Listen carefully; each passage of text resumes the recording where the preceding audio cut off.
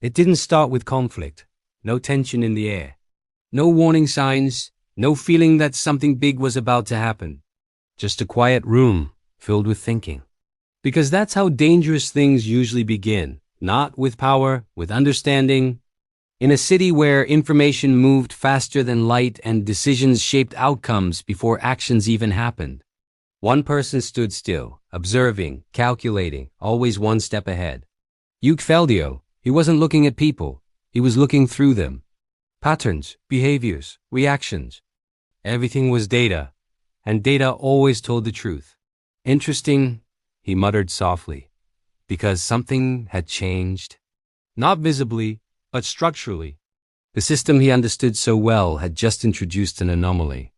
Across the same city, in a place that didn't follow the same rules, sat someone else, calm, relaxed, almost bored, but aware, always aware. Gail Hamilton. She wasn't analyzing, she didn't need to, because where others saw systems, she saw outcomes. And outcomes could be changed. So you're the one watching everything, she said quietly, even though no one was there. The first contact didn't happen physically, it happened through interference. Yuke adjusted a system parameter. A small one, insignificant. But it didn't behave as expected, because someone else had already modified the result. Gail smiled slightly. That's cute. Yuke paused, not confused. Interested, because for the first time in a long time, something didn't follow logic. You're not reacting to inputs, he said softly. You're rewriting outputs. And just like that, the game began. Minutes later, they stood in the same space. No dramatic entrance, no build-up, just presence. Yuke looked at Gail. Calm, measured. You're the anomaly. Gail tilted her head. And you're the control freak. A pause. But not empty. Loaded. Because both had already analyzed each other. And both understood the same thing. This wasn't going to be simple. You rely on prediction, Gail said. Yuke nodded slightly. And you rely on disruption.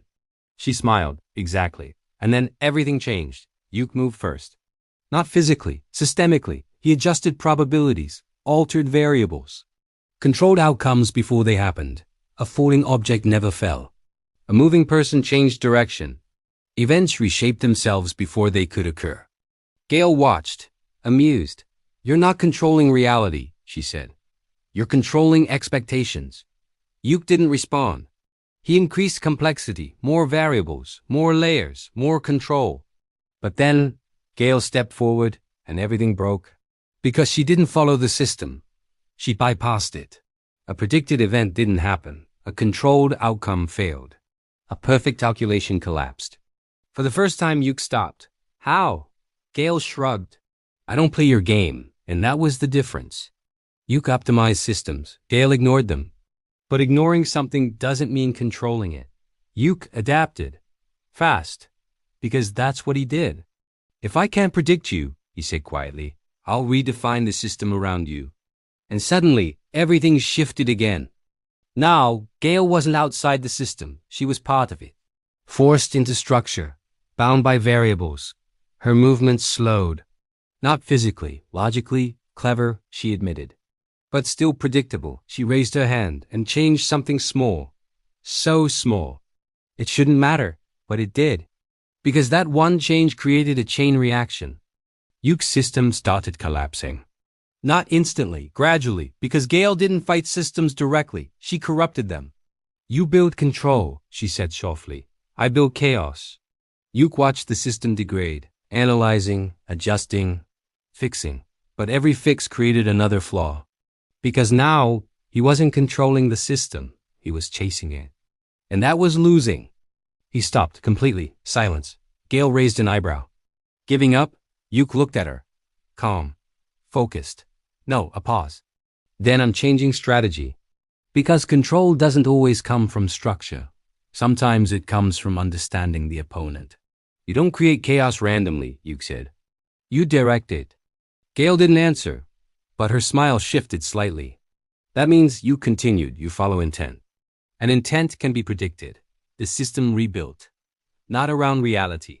Around Gail. Now, he wasn't controlling everything, just her decisions.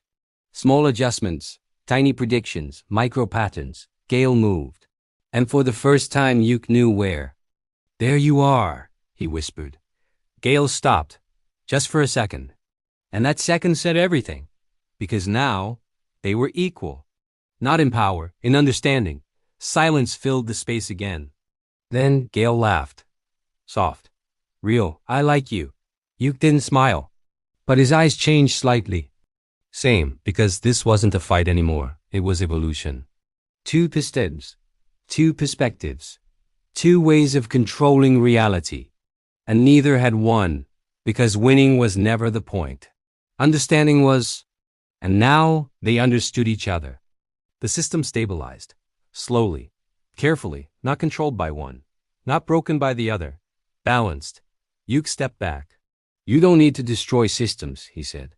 You just need to influence them. Gail nodded slightly. And you don't need to control everything. Just the right things. A pause. Then they turned, walking in opposite directions. Not enemies, not allies, something else. Because when minds like that meet, they don't end things.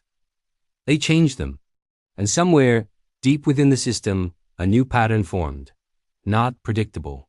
Not stable, but powerful. And this time it belonged to both of them.